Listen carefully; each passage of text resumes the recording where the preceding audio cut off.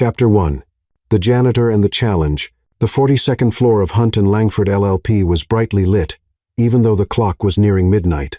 The massive glass windows reflected the lights of Manhattan, the city that never sleeps. Mia Reynolds pushed her cleaning cart down the marble hallway, the steady squeak of the wheels blending with the hum of the vacuum she had just turned off. Her silver-gray uniform was stained in spots, but her bright brown eyes carried a spark of determination. And no one seemed to notice. She paused in front of the main conference room, where light spilled out from the gap under the door. Inside, voices rose in animated conversation, laughter, and the clink of wine glasses. A big deal, most likely. Mia tilted her head, listening, not out of curiosity, but because she wanted, just for a moment, to feel connected to the world she had dreamed of since she was a little girl growing up in the slums of Queens. She discreetly pulled a book from her worn bag, a law book in French, borrowed from the community library, Tech Global. The bold title read. Mia had taught herself French at 15, when her Haitian grandmother first began teaching her phrases. Now, she read it in preparation for the day her resume wouldn't be tossed out by top law firms. She turned a page, whispering the legal terms to herself as if they were prayers. The conference room door suddenly swung open. Mia startled, and the book fell to the floor. A tall man stepped out, dressed in a tailored navy blue suit, his dark hair neatly combed. Benjamin Hale, CEO of Hunt and Langford LLP, known across New York's legal world as a genius and as a ruthless, cold-hearted man. His icy blue eyes swept over Mia and landed on the book at her feet. "What are you doing?" His voice was low, edged with sharp sarcasm. "Sneaking a peek at company documents during your shift?" Mia bent down to pick up the book, heart pounding. "No, sir. This is my book." Benjamin raised an eyebrow and stepped closer. He glanced at the cover. "Tech Global? You, a janitor, read international law in French?" He let out a laugh devoid of warmth. "Seriously? Or are you just trying to impress someone?" Mia tightened her grip on the book. Her pride stung. She knew who he was. Benjamin Hale, once featured in Forbes under the headline, "From Nothing to the Top." She had admired him once, but now his disdainful gaze made her want to strike back. "I read because I want to learn," she said calmly but firmly, not to impress anyone. Benjamin crossed his arms, a flicker of intrigue in his eyes, like he had just discovered a new toy. "Learn for what? To mop floors more efficiently?" He turned back toward the conference room where the lawyers were still deep in debate. "Since you want to play smart, come in here." Mia hesitated. She wasn't allowed in the conference room, but his challenging look made it impossible to walk away. She took a deep breath and followed him inside, still clutching the book to her chest. The air inside was thick with expensive cologne and tension. 7 lawyers in designer suits sat around a mahogany table. Scattered papers, a thick contract, and a half-empty bottle of wine cluttered the surface. An older lawyer, Mr. Blackshan, Donovan, was discussing something about binding clauses with a French partner. Benjamin held up a hand to silence him. "Everyone, we've got an unexpected expert tonight." He emphasized expert with a mocking tone, then turned to Mia. "This girl says she reads law in French. Well, then prove it." He picked up the contract, flipped to a dense page filled with small print, and tossed it to Mia. "Translate this. If you're as smart as you think you are, do it." Laughter erupted around the room. Some lawyers shook their heads. Mia felt their stares as if she were some odd creature at a zoo exhibit. Her hands trembled slightly, not from fear, but from fury. He thought she was a joke, but she wasn't. She took a breath, set her book down, and began to read. Her voice was clear, each French word ringing like a rhythm. Clause 14. R. Party A agrees to transfer control of the assets within 90 days of signing, provided that Party B completes full payment before the due date. She paused, then looked straight at Benjamin. "But there's a problem." The room went silent. Benjamin frowned. "What problem?" Mia pointed to a line of small text. "This footnote is mistranslated in the English version. It says, if Party B fails to pay on time, Party A has the right to reclaim the assets and charge a 20% penalty. But the English version only mentions reclaiming the assets. If you sign this as is, your firm could lose millions if the partner defaults." Donovan snatched the contract, flipping pages with a pale face. She's right. How did I miss that?" He turned to the others, panicked. "Who approved this translation?" Benjamin stood frozen, his hand gripping the edge of the table. His gaze on Mia no longer held mockery. It was something else, Shock, frustration. He couldn't admit that a janitor had just saved the room from a disastrous mistake. No, he couldn't let her win that easily. Impressive, he said coldly, but don't think you can walk in here and act superior. Get back to mopping, girl. Mia didn't move. She met his eyes, her voice low but cutting. I didn't come in here to act superior. You dragged me in. If you don't want the truth, don't challenge me next time. She turned and pushed her cleaning cart out, leaving behind a conference room thick with awkward silence. Benjamin stared after her, his heart beating faster than usual. He hadn't felt this way in years. Challenged, exposed by someone with nothing but her pride. A flash of memory crossed his mind. A poor boy in Ohio standing in front of his class, mocked by a teacher for dreaming of becoming a lawyer. That boy had sworn never to let anyone look down on him again. But now, standing at the top, Benjamin Hale wondered, had he become exactly the kind of man who once humiliated him? Chapter 2. The Forgotten Past. The dim glow of the computer screen cast sharp shadows across Benjamin Hale's face, highlighting every chiseled angle. His corner office on the 42nd floor of Hunt and Langford LLP was silent, save for the clicking of keys and the occasional sigh slipping from his lips. The wall clock read 2 a.m., but sleep had never been a friend of his, not since he was a boy in Ohio, working part-time at a grocery store just to afford textbooks. On the screen was an email from HR with an attached file. Mia Reynolds' personnel record. Benjamin had requested it right after the incident in the conference room the night before. He couldn't quite explain why. Maybe it was curiosity, or maybe it was the defiant look in that janitor girl's eyes that still lingered in his thoughts. Mia Reynolds, he muttered, scanning the text. 25 years old. Graduated with honors in law from Queensborough Community College. No elite law school, no glowing recommendations from big-name professors, just a long list of part-time jobs. Diner waitress, French tutor, janitorial staff. He frowned. Queensborough, a community college. How could someone like her read international legal contracts and spot an error his entire legal team had missed? He scrolled further to the notes section. Nominated for a full scholarship at New York University School of Law, but declined for personal reasons. Benjamin paused, fingers hovering above the keyboard. Declined NYU. No one walks away from an opportunity like that unless... He opened a new tab and searched for Mia on social media. Her profiles were nearly empty, save for a few posts about mock trial competitions and one picture with an older woman, presumably her mother. The caption read, "Thank you, Mom, for always believing in me." A dull ache gripped Benjamin's chest, like an old scar being touched. He thought of his own mother, who once worked double shifts to pay for his college tuition. He hadn't seen her since the day she passed. Right before his graduation from Yale Law, he shut the laptop and leaned back in his leather chair. Mia Reynolds reminded him of himself, or rather of the person he used to be. A poor kid with nothing but talent and determination. But he had buried that past, built a new identity. Benjamin Hale, CEO. Genius. A man who let no one look down on him. So why did this girl make him feel so exposed? The next morning, Mia stood outside the HR office. Fingers tightening around her bag strap, she had been summoned for overstepping boundaries, a phrase that made it sound like she'd committed a serious crime. But she knew the real reason. Benjamin Hale. The man couldn't stand that a janitor had stunned an entire room of lawyers. She took a breath and pushed open the door. Inside, a middle-aged woman, Mrs. Ellis, the head of HR, sat behind a desk. Benjamin stood by the window, his back to them, sunlight casting his silhouette like a marble statue. Miss Reynolds. Mrs. Ellis began in a firm tone. You intervened in a senior-level meeting without authorization. Are you aware that this could result in termination? Mia felt heat rise in her face. I didn't intervene, she said, her voice calm but unwavering. I was asked to translate the contract. If I'd refused, you'd probably be accusing me of non-compliance. Mrs. Ellis frowned, glancing at Benjamin for guidance. He turned, his icy blue eyes sweeping over Mia. You're quite good at making excuses, Miss Reynolds, but you don't belong in that room.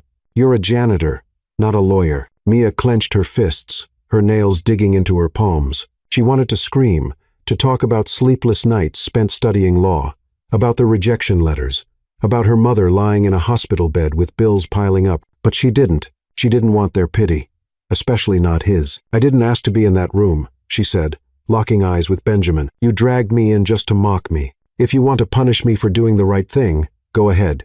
The room fell silent. Mrs. Ellis cleared her throat. clearly unaccustomed to low-level staff speaking this way. Benjamin remained still, but something flickered in his eyes, not anger, but curiosity. This girl wasn't afraid of him. She didn't apologize, didn't bow her head. She reminded him of a young Benjamin facing a teacher who mocked his dreams and responding with a brilliant essay. "Are you finished?" he asked, his voice low and sharp. "No," Mia replied. "If this firm doesn't want to hear the truth from a janitor, then maybe the problem isn't me." She turned to leave, but Benjamin's voice stopped her. "Wait." Mia paused, not turning around. She heard his footsteps behind her, his breath brushing the back of her neck. "You're very confident, Miss Reynolds," he said almost in a whisper. "But confidence alone won't keep you here. You'll have to prove you're more than just someone who can read French." Mia turned to face him. "I'm not here to prove anything to you. I'm here to prove it to myself." She walked out, leaving Benjamin standing there, fists clenched at his sides. That evening, Benjamin sat alone in his office, the bottle of whiskey on his desk half empty. He wasn't drinking to get drunk. He was drinking to forget. But Mia Reynolds' image kept returning. Her unwavering eyes, her steady voice. He reopened her file and read more closely. A small note at the bottom stopped him cold. Reason for declining new scholarship, caring for critically ill mother. He closed his eyes. The memory hit like a wave. At 18, his mother had fallen ill, but he had chosen Yale over staying with her. That decision had taken him to the top, but it also cost him the chance to say goodbye. Mia had chosen differently. She had given up her dream to be with someone she loved. Would he have had the courage to do that? He picked up the phone and called his assistant. "Find out more about Mia Reynolds. Everything. Family, finances, whatever you can." He hung up and stared out the window. Manhattan shimmered beneath the city lights. But for the first time in years, Benjamin felt its emptiness. Mia Reynolds was more than a janitor. She was a reminder of who he once was and who he had buried. But he wasn't ready to admit that. Not yet. Chapter 3. Invisible Barriers. The tiny apartment in Queens smelled of disinfectant and burnt coffee. Mia Reynolds set a tray of food beside her mother's bed, where Lena lay with shallow breaths. "Try to eat a little porridge, Mom," Mia said, forcing a smile. Lena, her silver hair tangled on the pillow, shook her head. "You should rest, Mia. I saw you working all night." Mia didn't respond. She couldn't tell her mother that the overnight cleaning shift at Hunt and Langford LLP was the only way to pay rent and hospital bills. This cramped apartment with peeling walls was shared with 2 roommates, a chef and a nursing student. Each month, Mia counted every dollar, torn between buying her mother's medication or paying off tuition debts, but she never complained. Complaining wouldn't change a thing. She sat on the old wooden chair and opened her laptop. The screen displayed an email from Hunt and Langford, dated 6 months ago. "Thank you for your application. We have selected a more suitable candidate." Mia had applied 3 times. For intern, legal assistant, even as a secretary. Each time the answer had been the same. Without connections, without an Ivy League degree, her resume was just another ignored sheet of paper. Still, she kept applying. Hunt and Langford was her dream, a firm where the best lawyers fought for justice. Or at least that's what she used to believe. She closed the laptop and looked out the window. Queens was a blur of gray buildings and car horns. She thought back to her days at Queensboro Community College, staying up late to study international law, dreaming of standing in a boardroom one day, debating with high-profile partners, but reality had taught her that dreams weren't made for girls like her. A Haitian, American girl from the projects with no one to open doors for her. At Hunt and Langford LLP, Benjamin Hale sat in his office staring out the glass wall at glittering Manhattan, but his mind was elsewhere. Mia Reynolds, the girl with the unyielding eyes, had taken up residence in his thoughts. The report from his assistant that morning only made it worse. Mia lived in a rundown boarding house, cared for a mother with heart disease, and worked 3 jobs to stay afloat. Not only had she declined the NYU scholarship, she had also won a national constitutional law competition in her sophomore year, so why was she scrubbing floors here? Benjamin tightened his grip on his pen as memories returned. He remembered working at a grocery store, being mocked by customers for wearing torn clothes. He had sworn never to be looked down on again, and he had kept that promise, but at what cost? He had forgotten what it felt like to fight for something bigger than himself. Mia, with her fierce dignity, reminded him of the boy who once dreamed of becoming a lawyer to protect people like his mother. He stood up and called his secretary. "Schedule a meeting with Mia Reynolds today." He wasn't sure what he was doing, but he needed to see her. Not to apologize, Benjamin Hale didn't apologize, but to find out if this girl was really who he thought she was. That afternoon, Mia stood outside Benjamin's office, heart pounding. She had thought the conference room incident would be forgotten. Yet, here she was, summoned again. She knocked and stepped in. The office was vast, walnut desk, shelves filled with thick legal volumes. Benjamin sat behind the desk, his navy suit pristine, eyes as sharp as glass. "Miss Reynolds," he said, voice low. "Sit." Mia remained standing, hands clasped in front of her. "If you're going to fire me, just say it. I don't need pleasantries." Benjamin raised an eyebrow, a flicker of a smile playing at his lips. "Fire you? No, I don't waste talent." He slid a paper across the desk. "This is an offer. An unpaid apprenticeship at the firm. You'll learn from the best. Have a chance to prove yourself." Mia looked at the paper, her heart twisting. This was the opportunity she had dreamed of. A foot in the door at Hunt and Langford, but the word unpaid cut like a blade. She worked 16 hours a day just to keep her mother alive. Unpaid meant losing her home, losing everything. And the way he said it, like he was bestowing a favor, felt like an insult. She pushed the paper back. "Thank you, but I'm not accepting." Benjamin blinked, clearly not used to rejection. "You're turning down something hundreds of applicants would beg for. Do you even understand what this is?" "I do," Mia said firmly, "but I don't need charity from someone who doesn't believe I deserve it. If you think I'm only worth working for free, then you're no different from the people who toss my resume aside." Silence fell. Benjamin looked at her, his eyes no longer cold, but filled with something else. Surprise? Maybe even respect. This girl wasn't just smart. She had a self-respect he rarely saw in the legal world. He stood and approached her, his voice softer. "You think I don't believe in you? Then why am I here talking to a janitor instead of closing $1 million deal?" Mia didn't flinch, though her heart was racing. "Because you're curious, but curiosity isn't belief. I don't hate you, Mr. Hale. I just hate having to beg people who never saw my worth in the first place." Benjamin stood still, his hands clenched in his pockets. Her words hit like a punch, dragging up memories of professors at Yale who had dismissed him because he came from nothing. He wanted to say something, to tell her he understood, that he used to be her, but he couldn't. Not Benjamin Hale. Not the man who never admitted weakness. "You're very determined, Miss Reynolds," he said at last. "But determination doesn't pay the bills. Think it over. Opportunities like this don't come twice." Mia met his gaze without flinching. "I don't need opportunities from someone who doesn't respect me. I'll find my own way." She turned and walked out, leaving Benjamin behind, feeling for the first time in years like he had just lost a battle. That night, Mia sat beside her mother, reading a law book under the dim light. Lena took her hand, voice weak. "You don't have to do it all alone, Mia. I believe you'll make it." Mia smiled, but her heart was heavy. She had turned down Benjamin Hale, but did she have the strength to keep going? In his office on the 42nd floor, Benjamin stared at the offer letter, twirling a silver pen between his fingers.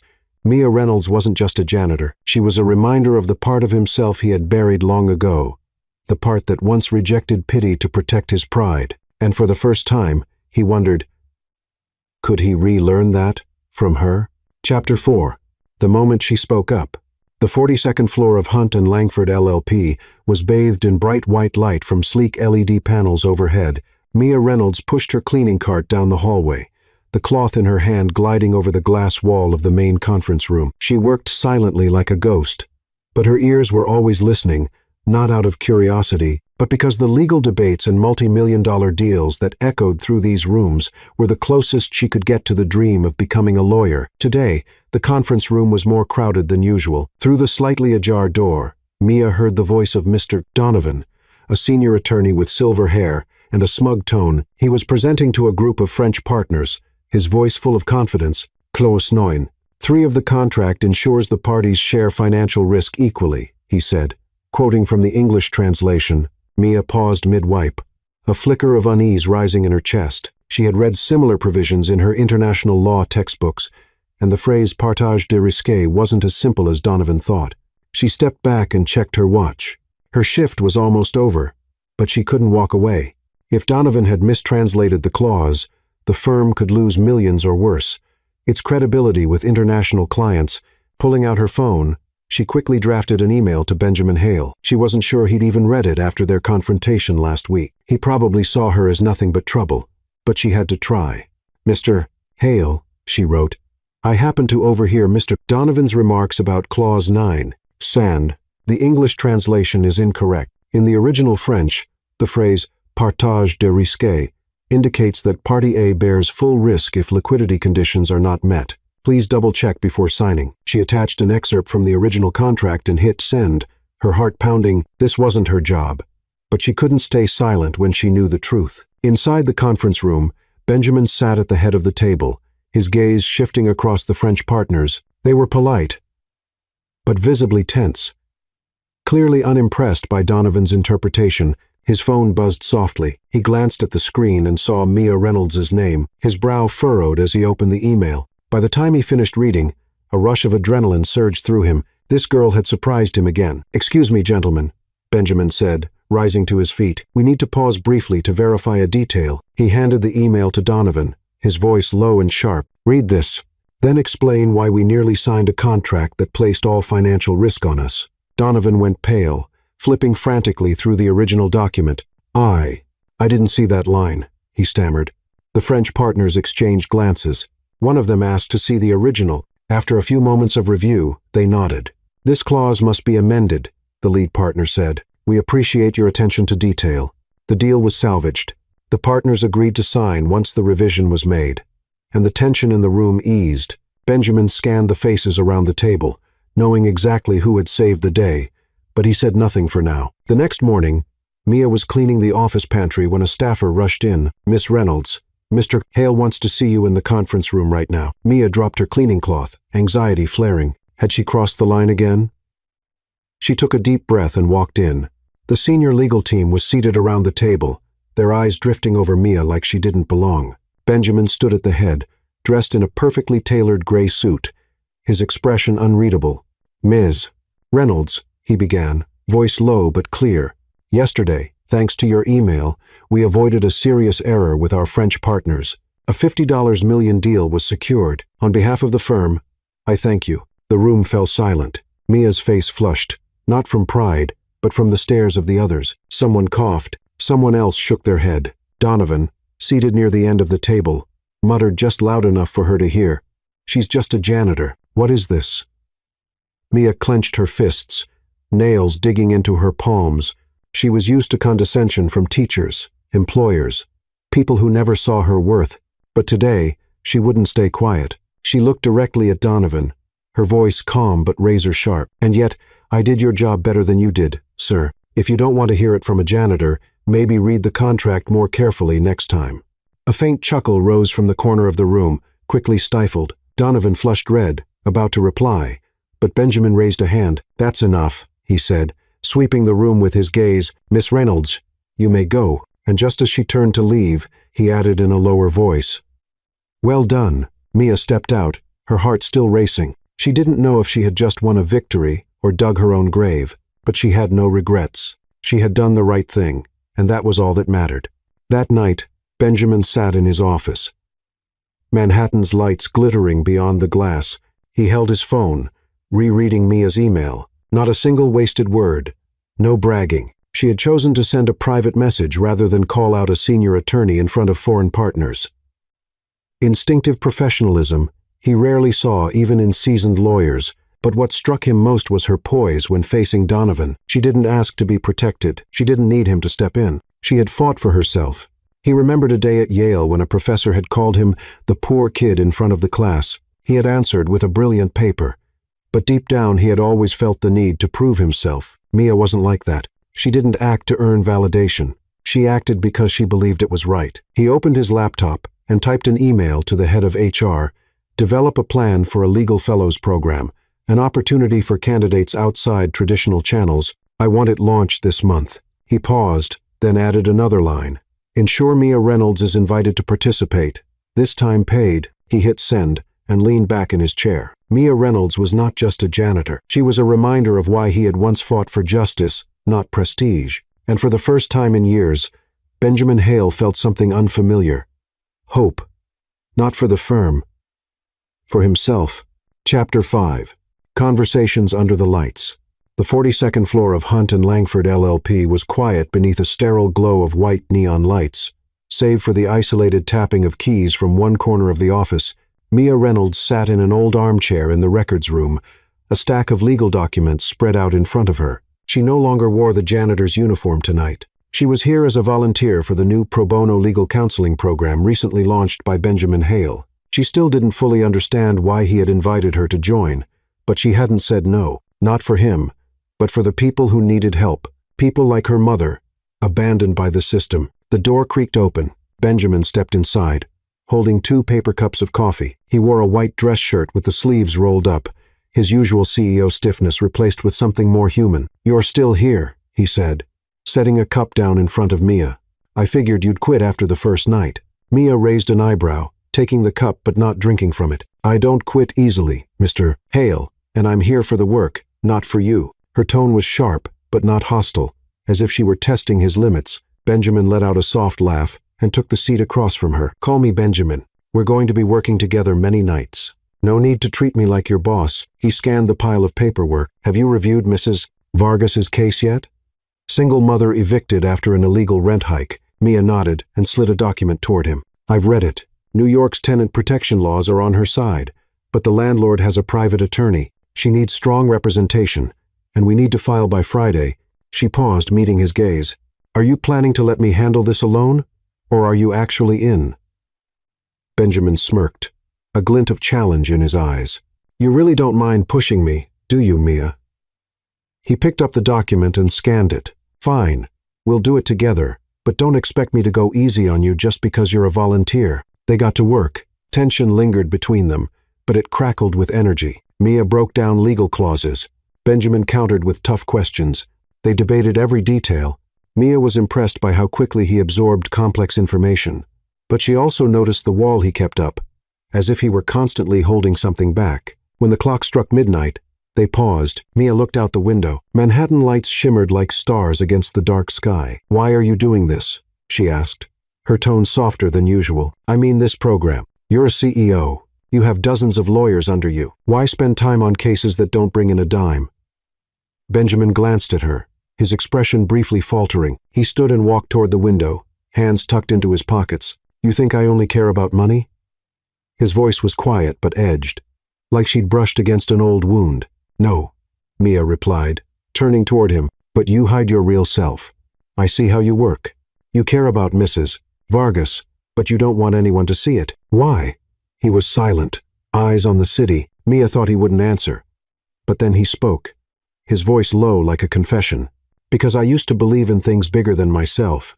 Justice, equality, all those lofty ideals. But I was betrayed." He turned back to her, his eyes shadowed. "The person I trusted most walked away, left me with debt and a lesson. Never trust anyone but yourself." Mia felt her chest tighten. She didn't press further. She knew the sting of betrayal. Though in a different form, she'd grown up in the projects where friends abandoned you the moment something better came along. But she hadn't let that make her bitter. "Then why are you still here?" she asked. "If you don't believe anymore, why not just walk away?"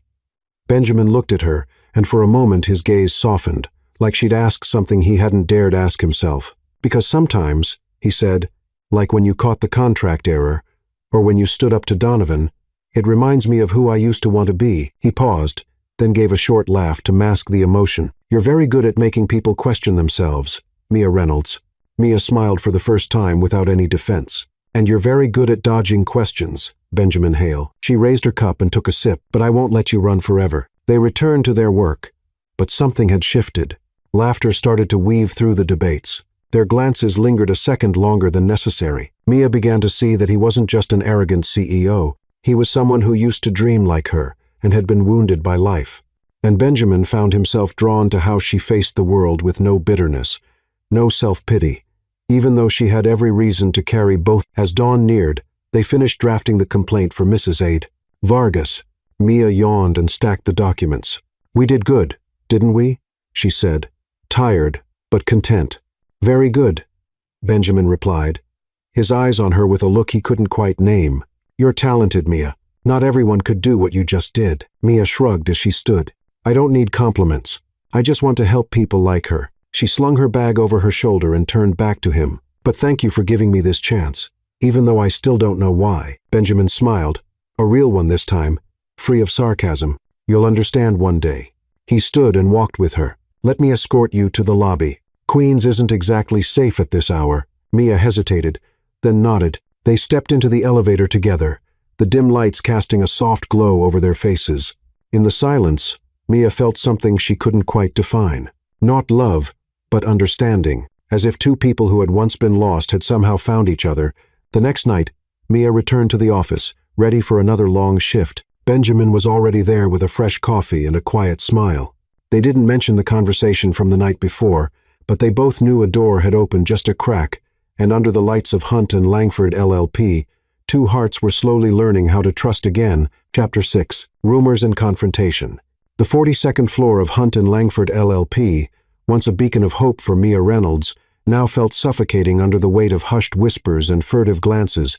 She pushed her cleaning cart down the corridor, trying to ignore the sensation of eyes on her back. Ever since that night working alongside Benjamin Hale on the pro bono legal program, Mia had noticed a shift in the office atmosphere. Administrative staff avoided her gaze, and a few senior attorneys murmured behind her back as she walked by. She wasn't naive. She knew exactly what they were whispering about. That morning, when Mia picked up her schedule from HR, Mrs. Ellis handed her a slip of paper with a cold expression. "You've been reassigned to clean the basement starting today," she said. Offering no further explanation, Mia gripped the paper, her chest tightening. The basement. Home to old files, broken equipment, and not a single window. It wasn't a job. It was punishment. She turned to ask why. But a cutting voice echoed from the corner of the room. "Oh, don't look so surprised, Reynolds. Not everyone climbs the ladder by getting cozy with the boss." Olivia Langford stood there, arms crossed, her golden hair gleaming, and her smile sharp as a blade. A senior attorney and Benjamin's ex, the source of the rumors. Clearly that Mia had slept her way into visibility. Mia felt her face flush, but she kept her voice steady. "If you have proof, bring it. Otherwise, don't waste my time." She turned and walked away, but Olivia's words stayed with her, echoing in her mind. This wasn't just gossip. It was an attack on everything Mia had worked for, on her dignity. The basement was musty and dim. The smell of mildew from aging documents clung to the air. Mia worked in silence, her pride slowly eroding with each sweep of the mop. She had rejected Benjamin's pity, had stood up to Donovan, and yet here she was, pushed underground, as if everything she'd done had meant nothing. She began to wonder if she should give up, not on her dream, but on Hunt and Langford, a place where she'd never be seen as an equal. Back on the 42nd floor, Benjamin Hale stood at the window, jaw tight as his assistant delivered the news. "Rumors about Miss Reynolds are spreading fast," the assistant said. "People are saying she got close to you for special treatment. The board met this morning. They voted to reassign her to the basement. They're trying to send a message." Benjamin clenched his fists, nails digging into his palms. He knew exactly where the rumors had started. Olivia Langford. Ever since their breakup, she tried to maintain control in whatever way she could. But what enraged him more was the cowardice of the board. They didn't care about truth. They only wanted to snuff out any threat to their order. And Mia, with her grit and brilliance, was a threat. "Call the board," Benjamin said, voice like ice. Now, the meeting took place in the main conference room, the very room where Mia had once saved a multi-million-dollar deal. Around the table sat the board. Donovan, Olivia, and 3 other senior attorneys. Benjamin remained standing at the head of the table, hands in his pockets, tension radiating from him. "We need to talk about Mia Reynolds," he began, his voice low but razor-sharp. "A janitor who prevented a critical contract error and has been contributing to our pro bono program. So tell me, why is she cleaning the basement?" Donovan coughed, casting a glance at Olivia. "Mr. Hale, there are rumors about inappropriate behavior. We can't allow a lower-level employee to tarnish the firm's reputation." "Rumors?" Benjamin's lip curled as his gaze landed on Olivia. "I don't need to guess where they came from. But if you're threatened by Mia Reynolds because she's better at this than you are, then maybe you're the problem, not her." Olivia laughed, brittle, forced. "You're not serious, are you, Benjamin? She's a janitor. You let her into your pet project, and now the whole firm is laughing behind your back." Benjamin stepped closer to her, his voice cutting. "Are they laughing behind my back, Or are they laughing because they're terrified a girl without an Ivy League degree might be outperforming them all? He turned to the board. I'm proposing the launch of a Legal Fellows program, a formal training opportunity for overlooked candidates like Mia. If you won't back it, I'll fund it myself. And Mia Reynolds will be the first one accepted. Donovan stood, his voice shaking. This is a law firm, not a charity. We can't have a cleaning girl representing Hunt and Langford. Benjamin stared him down, voice quiet but commanding. If she threatens you this much, then maybe she should be running this place. He turned and walked out, leaving the room in stunned silence. That night, Mia sat in the basement, the flickering light of an old desk lamp casting shadows across the walls. She opened her laptop and began preparing Mrs. Vargas's case files. Even if she wasn't sure she'd be allowed to see them through, she hadn't given up, not for Benjamin, for herself. A knock sounded. Mia looked up to see Benjamin standing in the doorway, sleeves rolled up, the cold edge in his eyes softened. You're still working, he said, a hint of surprise in his voice. Even after they sent you down here. Mia shrugged, closing her laptop. I'm not doing it for them. I'm doing it for the people who need me. She stood to face him. What about you? Why are you here? Benjamin stepped into the room, his gaze locking on hers. Because I want you back in the program, and because I just told the board they can either accept you or deal with me. He paused, his voice dropping. You deserve better than this basement, Mia. She looked at him, her emotions caught somewhere between belief and doubt. I don't need you to fight for me, she said quietly. I just need a fair chance. He nodded, the corner of his mouth twitching into something like a smile. Then you'll get it. The Legal Fellows program is happening. And I want you to be the first. He turned to leave, then glanced back. And Mia, don't let them make you doubt yourself. They're not worth it. Mia stood still, the dim light flickering across her face.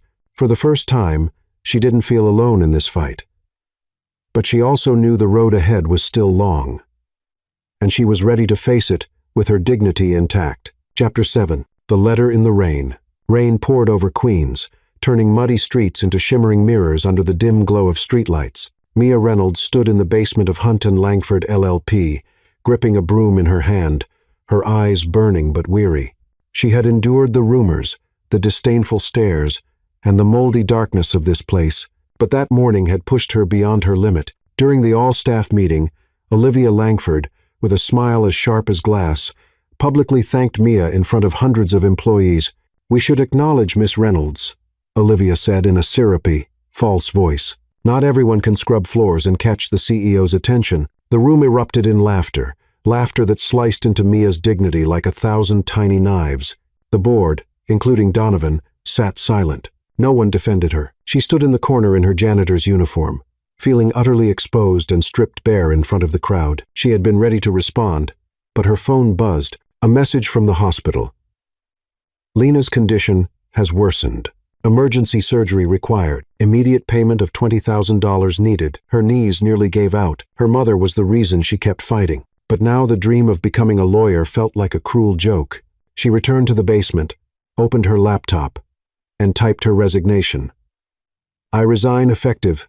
Immediately. She hit send and didn't look back. The tiny apartment in Queens smelled of antiseptic and despair. Mia sat beside her mother, Lena, who lay still beneath the oxygen mask. Don't worry, Lena whispered. I'll be okay. But Mia knew better. Her mother wasn't okay, and neither was she. She had fought her entire life, from the slums to long nights studying under a dim lamp, all the way to the basement of Hunt and Langford. But today she was done. The rumors, the humiliation, and the crushing hospital bills had drained every drop of strength from her. In Manhattan, Benjamin Hale stood in his office on the 42nd floor. Mia's resignation email burned like a wound on his screen. He had heard what happened that morning. His assistant had given him a full report. Olivia's cruel jab, the board's silence, the laughter. His fist slammed against his desk, rage flooding through him. He had fought the board to protect Mia. He hadn't expected them to take it this far, and now she had given up. He grabbed his phone. Find Mia Reynolds' home address, he told his assistant. Now. Rain slammed against the windshield of his Mercedes as he drove to Queens. He had no idea what he was going to say. Benjamin Hale didn't chase after people. He didn't apologize. But Mia wasn't just anyone. She was the one person who reminded him of who he used to be. Her boarding house emerged from the downpour.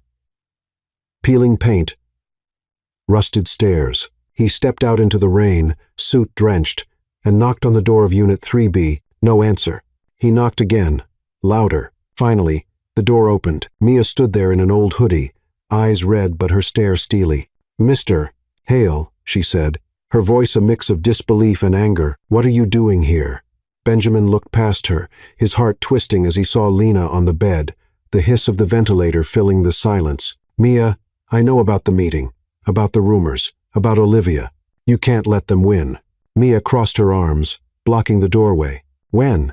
They already did. I resigned, because I can't keep working in a place that strips me of my dignity." Her voice trembled, but she stood firm. "You don't understand, Benjamin. You're the CEO.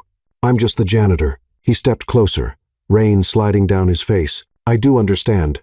I was once a poor kid in Ohio, mocked for dreaming of law school. I know what it's like to be dismissed." He paused, voice lowering. "Your mom is sick. I can pay the hospital bills. You don't need to walk away. Come back." Mia's body stiffened, her eyes flaring with anger. "You think I'd sell my pride for money? I don't need your pity, Benjamin." She moved to shut the door, but he caught it. "Wait," he said, his voice almost pleading. "I'm not trying to buy you. I'm trying to give you the chance you deserve." He pulled a soggy envelope from his coat. "Read this. If you still want me gone after, I'll leave." Mia hesitated, then took the envelope and shut the door, leaving Benjamin standing alone in the rain, his eyes filled with the same pain as that boy in Ohio who once got told he'd never be enough. Inside, Mia sat at the table, hands trembling as she opened the envelope. The ink was smudged from the rain, but the handwriting was still legible, each word etched deep into her heart. "Mia, I'm not good at apologies, but I owe you one. I was wrong to let you face the board alone.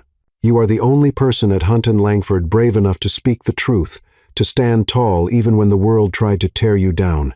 I used to be like you, a poor boy working in a grocery store, laughed at for dreaming of law school. I rose up, but somewhere along the way, I lost my reason why. You reminded me that I once fought for justice, not prestige. Don't give up. Not for me. For yourself. You deserve to be seen. I'll fight for your place. Not out of pity, but because I believe in you. Benjamin." Mia folded the letter, tears slipping down her cheeks. She wasn't crying out of sadness, but because for the first time, someone had seen her. Benjamin hadn't just apologized. He'd opened a part of himself she knew few had ever seen. She looked over at her mother, still sleeping. Lena had always said, "Don't let the world make you doubt yourself." Mia wiped her tears, clutching the letter to her chest. She felt torn, not because of the money, not because of the offer, but because in Benjamin she saw someone who had once lost his way, just like her, and was now trying to find his way back. The rain still fell outside, but inside Mia's heart, for the first time in a long while, a flicker of hope stirred. Chapter 8. The Nameless Legal Advocate. The Manhattan housing court sat quietly beneath the muted glow of early morning light. Footsteps echoed over its worn stone floors, mixing with the murmurs of anxious tenants awaiting their hearings. Mia Reynolds stood in front of a cracked mirror in the women's restroom, adjusting a borrowed blazer from her roommate. It wasn't an expensive lawyer suit, but she didn't need polish today. She was here to help Rosa Vargas, a single mother fighting an illegal eviction. Mia clutched the file folder in her hand and took a deep breath. Benjamin Hale's letter, though left at home, still echoed in her mind. "Don't give up. You deserve this." Since resigning from Hunt and Langford LLP, Mia had spent 3 days preparing this case. She wasn't doing it for money, Mrs. Vargas had nothing to give. She did it because it was right, because Benjamin's words had rekindled something inside her. She had studied New York's tenant protection laws, coached Mrs. Vargas on how to present in court, and prepped every supporting document. Today, Mrs. Vargas would represent herself pro se, but Mia would be there beside her, handing her papers, whispering guidance. She stepped into the courtroom with steady eyes. Though her heart pounded, the room was packed, strangers filling the public benches. Mrs. Vargas, in a worn sweater, squeezed Mia's hand, her eyes anxious. On the plaintiff's side stood a sharp-suited attorney from a large firm, confidently stating, "Mrs. Vargas failed to pay the increased rent raised from $1,200 to $2,000, thus violating her lease. The eviction is lawful." Mia scribbled notes, leaning over to quietly reassure Mrs. Vargas. She knew the opposing counsel was glossing over a critical legal point. When the judge, a stern-faced man in his 50 seconds, called on Mrs. Vargas, Mia handed her the highlighted file. "Mrs. Vargas rose, voice trembling. Your Honor, I don't agree with the eviction. The landlord raised the rent without notice. She looked helplessly at Mia. With the judge's permission, Mia stood. Her voice was clear. Your Honor, I'm Mia Reynolds. I'm assisting Mrs. Vargas as a volunteer. May I clarify with supporting documents? The judge raised an eyebrow. You're not an attorney? Mia shook her head. No, sir, but I've studied this case extensively and have evidence to present. He nodded. Proceed. Mia stepped forward.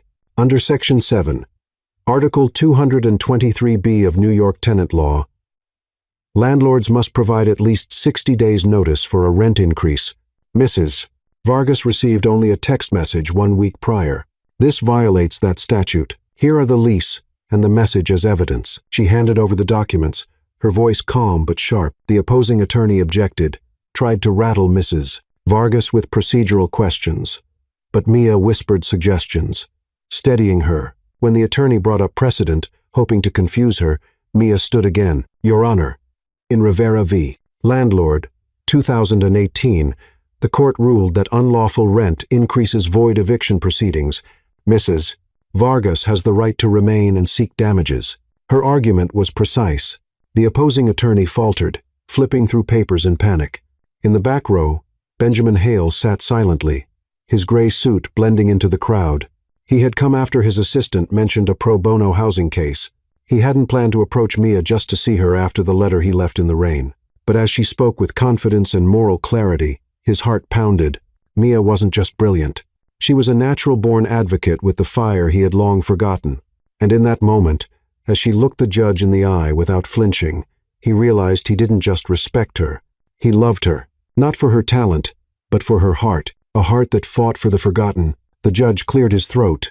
Eviction request denied. Landlord is ordered to pay damages to Mrs. Vargas.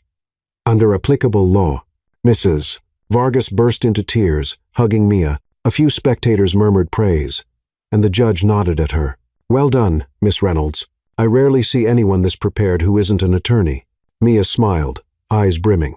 Thank you, Your Honor. I just wanted to help Mrs. Vargas. She paused, then looked out at the courtroom. And I want to thank someone who reminded me not to give up just when I thought I couldn't go on. That person knows who they are. Benjamin lowered his head, hiding the mix of emotion in his expression. She hadn't said his name, but the gratitude in her voice was meant for him. His letter had reached her just as she had reached him. He knew she didn't need him, but he wanted to be beside her, to learn from her how to live with heart again. Mia stepped out of the courthouse into the morning light of Manhattan. The sun broke through the clouds, shining on her face. Mrs. Vargas held her hand tightly, repeating her thanks. You're my angel, she whispered. Mia shook her head. I just did the right thing.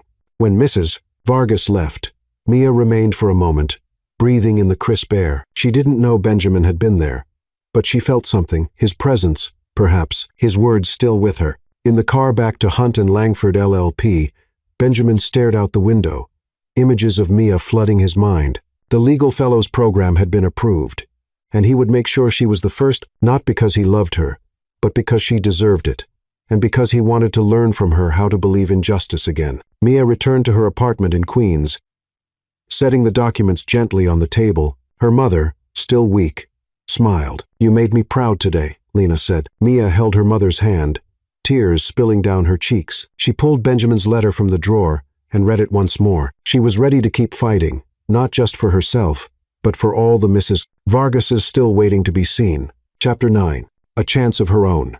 The 42nd floor of Hunt and Langford, LLP, gleamed under the glow of LED lights, but to Mia Reynolds, the brightness no longer felt foreign. 2 weeks ago, she had received an email from Benjamin Hale, informing her she had been selected for the Legal Fellows program, an initiative designed to train candidates who came from outside traditional recruiting channels. She had hesitated. The memory of rumors and humiliation during the company meeting still haunted her, but Benjamin's letter, its ink smudged by rain, had reignited a fire within her. She returned not for him, but to prove her worth to Hunt and Langford and to herself. Today was her first day as a legal fellow. She sat in the training room, a sleek space with wooden tables and a wall-sized screen. 4 other candidates, all graduates from elite law schools, gave her sideways glances filled with curiosity and quiet skepticism. Mia wore a borrowed blazer, her hair tied back, pen gripped tightly in her hand. She knew what they were thinking. What's the janitor doing here? But she didn't care. She was here to learn, to work, and to seize an opportunity no one could take from her. Helen Ellis, the supervising attorney, handed out the first assignment, an analysis of a mock international contract dispute. You have 3 days to prepare your reports and present to the board, she said. Show us what you've got.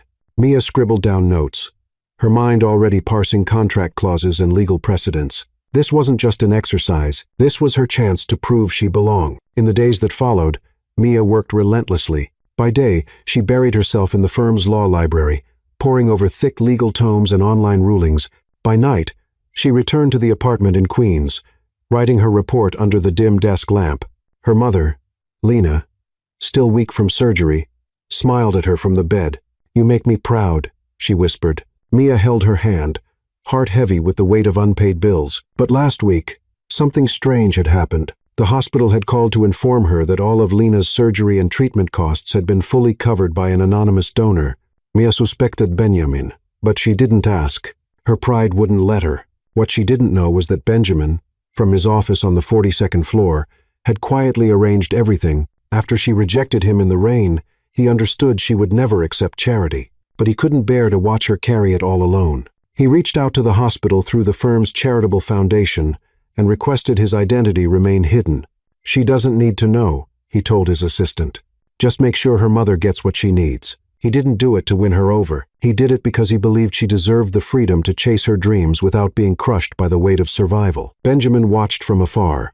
Reading Ellis's weekly reports, Mia asked the toughest questions, spotted a clause's flaw the others missed, and worked with a level of focus that left Helen Ellis stunned. Benjamin was proud, but it was more than that. He didn't just want her to succeed. He wanted to be near her, to learn from the resilience and heart she carried like armor. Presentation day arrived quickly. Mia stood in the firm's main conference room, the very place she'd once been humiliated by Olivia Langford. The board, Donovan, Olivia, and 3 senior attorneys sat around the table, their expressions cool and assessing. Benjamin sat at the head, navy suit crisp, eyes unreadable but quietly expectant. Mia was the last to present. She took a breath and stepped forward, report in hand. Ladies and gentlemen, this hypothetical case involves an international contract dispute regarding compensation terms. Clause 12. 4 imposes a 20% penalty for delays in delivery by Party A. However, this contradicts Article 74 of the CISG, which requires reasonable limitations on damages. She cited statutes, dissected precedent, and proposed clear amendments. Her voice was steady, precise. Olivia crossed her arms, searching for holes. But Mia had anticipated every question. I recommend renegotiating Clause 12. 4. To align with international standards and protect the company's interests, she concluded, locking eyes with the board. Silence fell. Helen Ellis nodded, scribbling notes, Donovan murmured. Impressive for someone without formal legal training. Olivia scoffed quietly, but said nothing. Benjamin stood, eyes fixed on Mia. Miss Reynolds, he said, your report will be reviewed for inclusion in real casework. Well done. Mia exited the room, her heart pounding. She had stood her ground in front of the very people who once dismissed her. But as she returned to the training room, her phone rang. Miss Reynolds, we're calling to confirm that the next phase of your mother's treatment has also been paid in full by the same anonymous donor. Mia gripped the phone, her thoughts spinning. She knew it was Benjamin. No one else had the motive or the heart. She wanted to confront him, but deep down she also sensed the sincerity behind it. That afternoon, Benjamin called Mia to his office. She walked in to find him standing beside his desk, holding a small card. Sunlight streamed through the windows, casting a glow across his steady expression. This is for you, he said, handing her the card. Your official legal fellow ID. This isn't a gift from me, Mia. This is something you earned. She took the card, fingers tracing the embossed words. Mia Reynolds, legal fellow. Tears threatened, but she held them back. Thank you, Benjamin, she said, her voice firm. But I know about the hospital. Why did you do it and not tell me? He blinked, surprised she had found out. He stepped closer, voice low. Because I knew you'd never accept it. But I couldn't let you carry it all alone. I didn't do it out of pity. I did it because I believe in you. And I wanted you to have the chance to fight on your own terms. Mia looked at him, torn between anger and gratitude. She inhaled deeply. I won't let you down, But I need to be clear. I'll walk my own path. I don't need anyone to lead me. Not even you." Benjamin smiled genuinely. "I don't doubt that, but if you'll let me, I'd like to walk beside you, not to lead, but to see just how far you'll go." His eyes met hers, filled with admiration, and something deeper. Mia nodded, then turned to leave, the badge clutched tightly in her hand like a promise. She was no longer the girl who scrubbed floors. She was Mia Reynolds, legal fellow, and she would prove her worth. That evening, Mia sat beside her mother, recounting the day. Lena held her hand, her eyes glowing. "You make me proud," she whispered. Mia smiled through her tears. She thought of Benjamin not just as the man who opened a door, but as someone who believed in her when she no longer could. She felt a connection now, like two hearts once lost were finally finding their way toward each other. Chapter 10. The Contract of Two Hearts. The early summer sunlight poured through the windows of the small office on the 42nd floor of Hunt & Langford LLP, casting golden rays over Mia Reynolds' walnut desk. 2 years ago, this room had been a janitor's break space, filled with worn-out chairs and the stale scent of old coffee. Now it was her private office, a symbol of her journey and the respect she had earned. Dressed in a perfectly fitted blue blazer, Mia stared at the nameplate on her door, Mia Reynolds. Her heart swelled with pride, gratitude, and a touch of disbelief at how far she had come.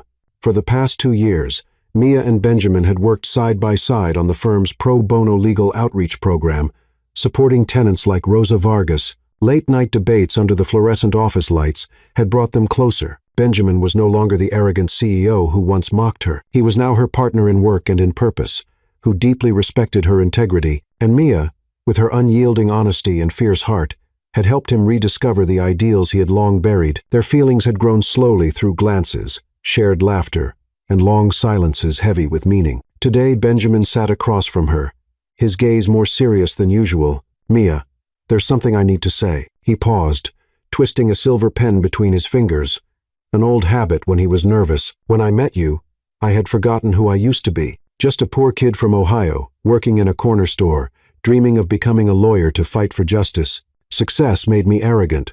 I thought only Ivy League graduates mattered. But you changed that." Mia's heart thudded. She had never heard him speak with such raw honesty. "Benjamin, you don't have to say all this. I know what you've done. The hospital donations, the legal fellows program. I never properly thanked you." Benjamin shook his head and stood. He stepped closer and pulled a folded sheet of paper from his pocket, placing it gently before her. "Read this. It says it better than I ever could." Mia opened it. Her eyes landed on the title, Contract for the Future. There was only one clause written in his crisp handwriting. Clause 1. Mia Reynolds and Benjamin Hale agree to build a future together, built on respect, trust, and love. She laughed through her tears. Of course, this wasn't a proposal. Not yet. It was a confession written in the only language a lawyer like him knew best. "You're serious?" she asked, her voice trembling, half amused. "A contract? You can't just say it like a normal person?" Benjamin smiled, eyes soft. "I'm a lawyer, Mia. I'm better with contracts than with speeches. But if you want it plain and simple, I love you. Not because you're brilliant or because you changed me. I love you because you're you. The only person who makes me want to be a better man." Mia stood, facing him fully. Her heart beat wildly. She had once doubted him, thought he was just another privileged executive. But over these 2 years, he had proven himself as someone who believed in her, even when she doubted herself. She held the contract, voice steady. "I'll sign it, Benjamin, but only as an equal partner, not an employee, not someone you rescued. We build this future together, side by side." He took her hand in his, warm and steady. "Equal partners," he repeated, smiling. "That's all I've ever wanted." And there they stood in a room once reserved for janitors, now bathed in Manhattan light, writing a new kind of contract, one sealed not by law, but by love. 3 years later, May sunshine streamed through the wide windows of Hunt & Langford LLP, glinting off a new nameplate, Mia Reynolds Hale. She had earned her Juris Doctor from Brooklyn Law School, passed the New York bar with distinction, and was now a licensed attorney. Her journey from cleaning floors to becoming one of the firm's most promising young lawyers was a testament to persistence, compassion, and unshakable integrity. She stood in her office, once the janitor's break room, and gazed out over the glimmering Manhattan skyline. But her true success wasn't measured by multi-million-dollar contracts or courtroom wins. It was in the pro bono program she and Benjamin had expanded. bringing justice to those the system had left behind. From single mothers like Rosa Vargas to struggling immigrant families, Mia had represented hundreds, pouring her heart into every case. She wasn't just a lawyer, she was a flame of hope. Her mother, Lena, now healthier, lived in a small but cozy apartment in Queens, cared for by Mia's steady income and quietly a donation from Benjamin that Mia had eventually accepted with gratitude, often teasing him for being a secret philanthropist in a suit. Mia continued to visit community schools, inspiring students to chase their dreams, reminding them that you didn't need privilege to change the world. Today was special. Mia entered the Manhattan courthouse, not to argue a case, but to begin a new chapter. She wore a simple white knee-length dress, her hair down in loose waves, her eyes shining with joy. Benjamin stood waiting in the hallway, dressed in a sharp black suit, a rare but genuine smile on his face. They had chosen a courthouse wedding, no extravagance, no grand ballroom, just a quiet vow, sincere and deeply felt in true Mia and Benjamin fashion. The courtroom was softly decorated with white flowers and filled with only a few close friends. Lena sat in the front row, tears rolling down her cheeks. Some colleagues from Hunt and Langford, including Helen Ellis, smiled in quiet support. Even Olivia Langford was present. Her sternness softened after witnessing Mia's brilliance. Offering a polite nod from the back, the judge, an older woman who had once presided over Rosa Vargas's eviction case, stood at the bench with warmth in her eyes. "We are here to witness the union of Mia Reynolds and Benjamin Hale," she began, "but I'm told they've chosen a very lawyerly way of exchanging vows." Benjamin stepped forward and pulled out a neatly folded paper, a new contract written in his familiar handwriting. He handed it to Mia, his eyes glowing with affection. 3 years ago, I gave you a contract about building a future. Today, I want to sign a new one with forever in mind." Mia opened it and smiled through her tears. Soul clause. Mia Reynolds and Benjamin Hale promised to love, honor, and fight for justice together. Always. She laughed, voice trembling. "You still can't say it like a normal person, can you?" He took her hands, his voice low but full of emotion. "I love you, Mia, not just because you're the best lawyer I know, but because you taught me how to live with a heart. I want to spend the rest of my life learning from you." Mia squeezed his hands, her gaze unwavering. "I love you too, Benjamin. And I'm signing this contract not just as a lawyer, but as the woman who will stand beside you, equal and true, as we build something better together." She signed. He signed.